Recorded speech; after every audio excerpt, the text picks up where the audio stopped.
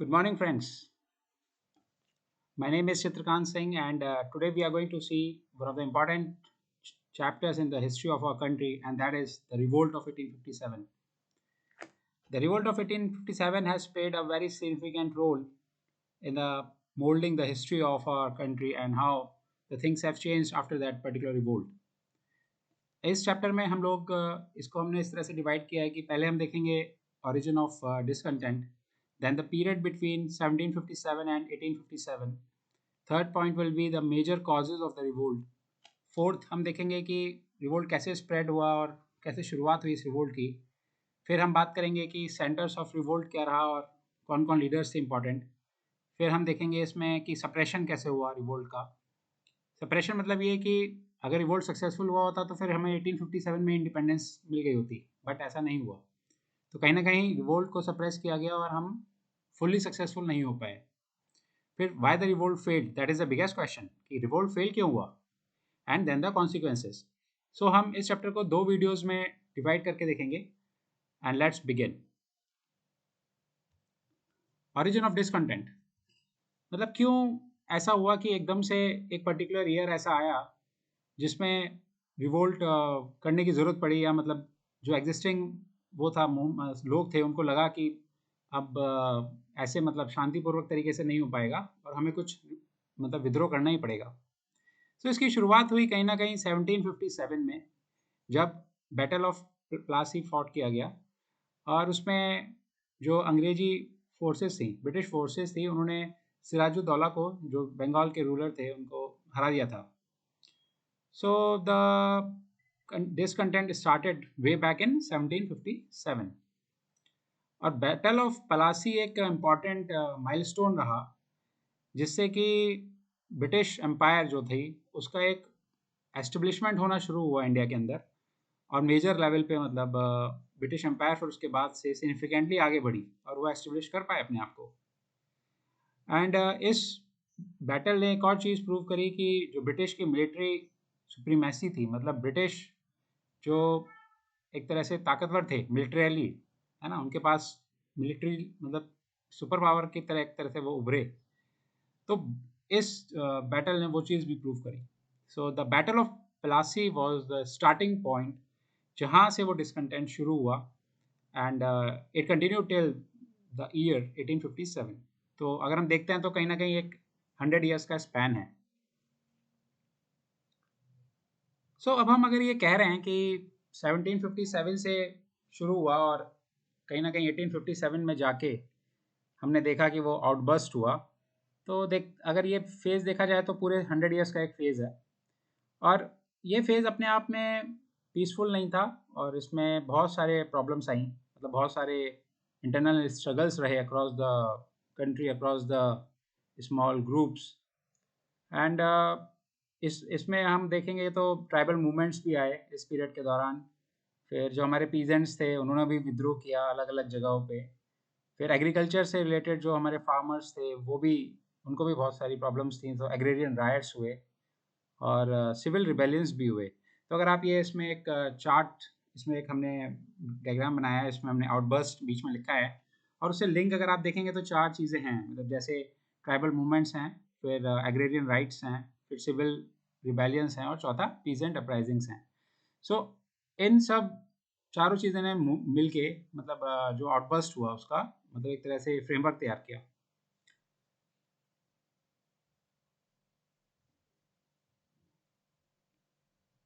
Major causes of the revolt.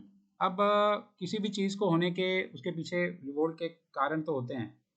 तो यहाँ पर क्या कारण थे कि क्यों मतलब रिवोल्ट हुआ, तो अब इसको हम समझते हैं. तो एक एक करके हम कॉज देखेंगे. तो सबसे पहले आता है इकोनॉमिक कॉजेस, कि इकोनॉमिकली कैसे जो पॉलिसीज़ थी ईस्ट इंडिया कंपनी की, उन्होंने हमारे मतलब इंडिया की जो एग्जिस्टिंग उस टाइम पे जो ट्रेडिशनली जो एक कह सकते हैं कि सिस्टम था गवर्न करने का, उसको पूरे को बहुत हैम्पर किया, डिस्ट्रॉय किया. मतलब जो इकोनॉमिकली जिस तरह से चीज़ें गवर्न होती थी उसको एक तरह से इनकी पॉलिसीज़ ने चोट पहुंचाई और उसको चेंज करने की कोशिश करी. फिर एक इम्पॉर्टेंट जो पॉइंट आता है कि जो टैक्सेस थे पीजेंट्स के ऊपर वो बहुत ज़्यादा बढ़े इस टाइम पे, और बिजनेस की हालत बहुत ही ख़राब थी। और सबसे बड़ी चीज़ इसमें ये है कि जो द रेट ऑफ इंटरेस्ट था वो बहुत ज़्यादा था। सो जो कंपैरिजन करेंगे तो पहले के टैक्सेस से अब जो टैक्सेस देने पड़ रहे थे वो बहुत ज़्यादा हो गए थे। और जो पुराना एक सिस्टम चल रहा था ज़मींदारी का, वो भी कहीं न कहीं टूटा, मतलब वो भी कहीं न कहीं ब्रेक हुआ और वो भी डिसइंटीग्रेट हुआ। तीसरा पॉइंट हम इसमें देखते हैं तो जो ब्रिटिशर्स की जो पॉलिसी थी, तो जो हमारे इंडियन हैंडीक्राफ्ट्स थे, जो एक ट्रेडिशनली बहुत लंबे समय से चले आ रहे थे, तो उसको भी उन्होंने धीरे-धीरे डिस्करेज करना शुरू हुआ, वो भी कहीं न कहीं हमारे सारे बंद होते चले गए और जो ब्रिटिश मैन्युफैक्चर्ड गुड्स थी, उनको ही वो प्रमोट करने लगे।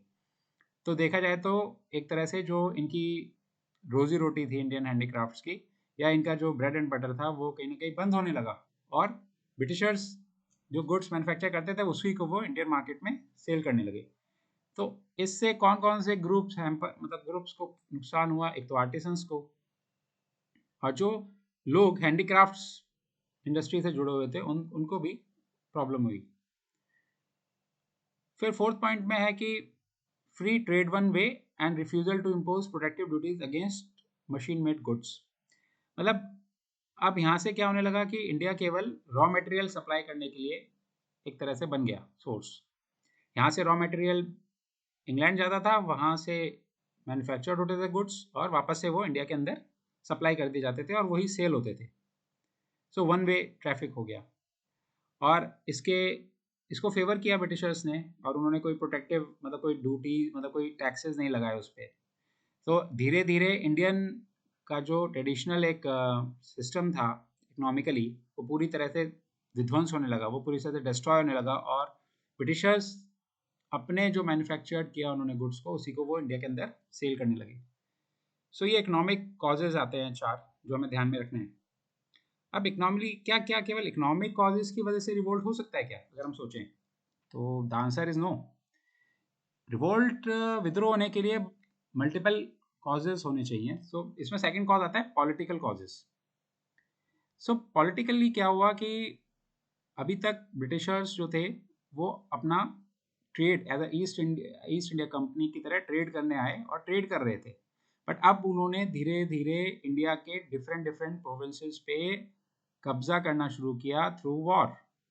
तो इम्पीरियल एक्सपेंशन जो था वो एक मेजर कारण बना।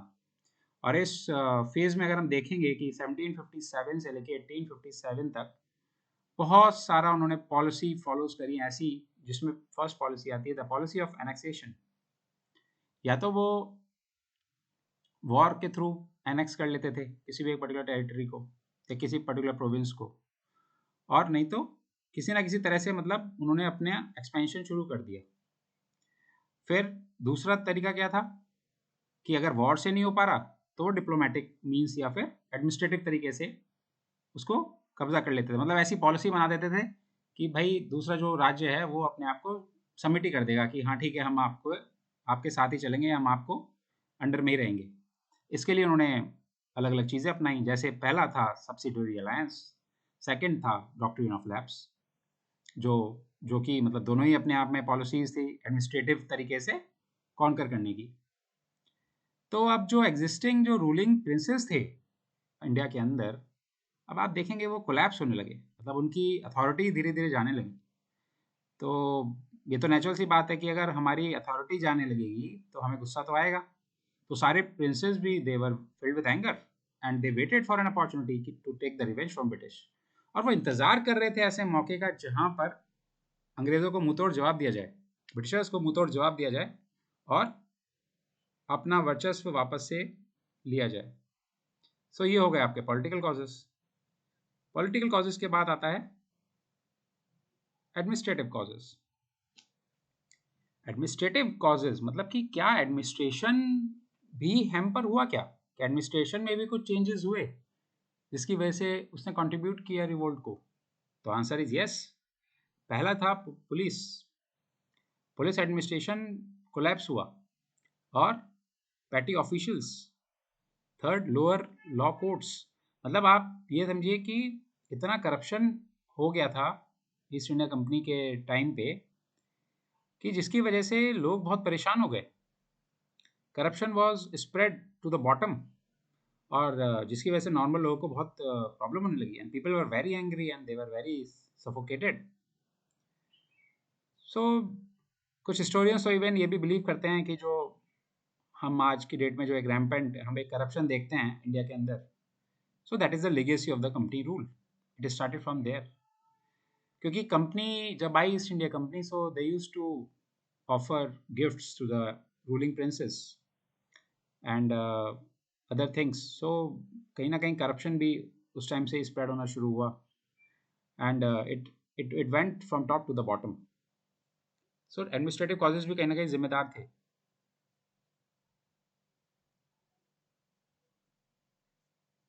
अच्छा, 3 कॉजेज तो हमने देख लिए, इकोनॉमिकली, पॉलिटिकल एंड एडमिनिस्ट्रेटिव। तो क्या चौथा कॉज भी हो सकता है क्या?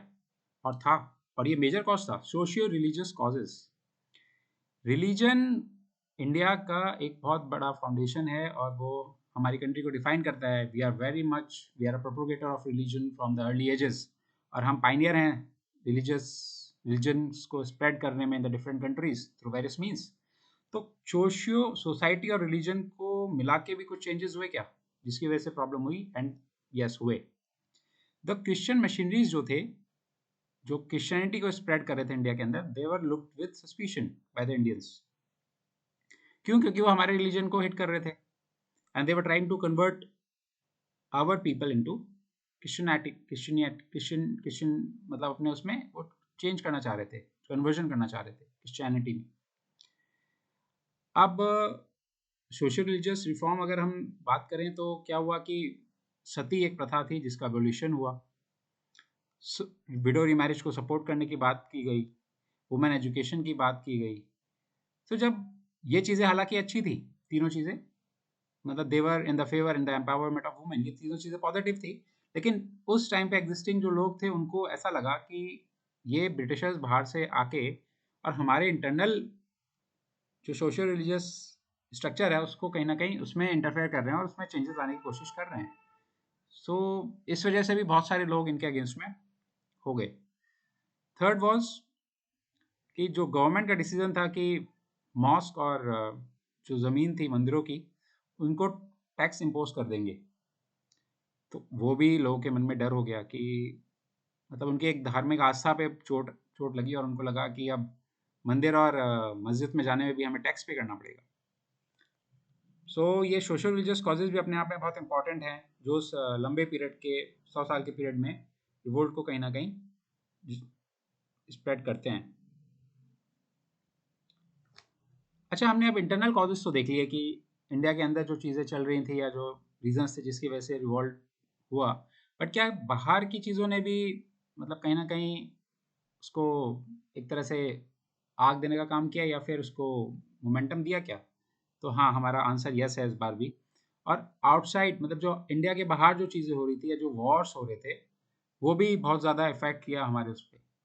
पहला, अब इसमें अगर हम वॉर देखें तो 3 वॉर इंपॉर्टेंट आते हैं। First is the first Afghan war, 1838 से 1842 तक चला। पंजाब वॉर्स 1845 से लेकर 49 तक चला। And third was the Crimean Wars 1854 से लेकर 1856 तक चला। और इन तीनों में ही वॉर में अगर एक कॉमन जो फीचर निकल के आया वो ये कि तीनों ही वॉर में ब्रिटिशर्स स्ट्रांग नहीं थे एंड मतलब ब्रिटिशर्स की हालत ख़राब थी और ऐसा लगा कि हाँ, ब्रिटिशर्स को अगेंस्ट में अगर रिवोल्ट किया जाए तो इनको हराया जा सकता है। तो ये एक एक्सटर्नल फैक्टर हो गया, बाकी हमने जो देखा था वो इंटरनल फैक्टर्स थे। तो अगर हम क्यूमुलेटिवली बात करें तो हमारे ये फैक्टर्स है जिसकी वजह से जो रेस्पॉन्सिबल थे रिवोल्ट के लिए। अब हम आज हमने बात करी है major causes of the revolt की। अब हम अगले वीडियो में देखेंगे कि रिवोल्ट की कैसे शुरुआत हुई और कैसे रिवोल्ट स्प्रेड हुआ। तब तक के लिए बहुत बहुत धन्यवाद मेरे वीडियो को देखने के लिए। Thank you so much. अगले वीडियो में मिलते हैं।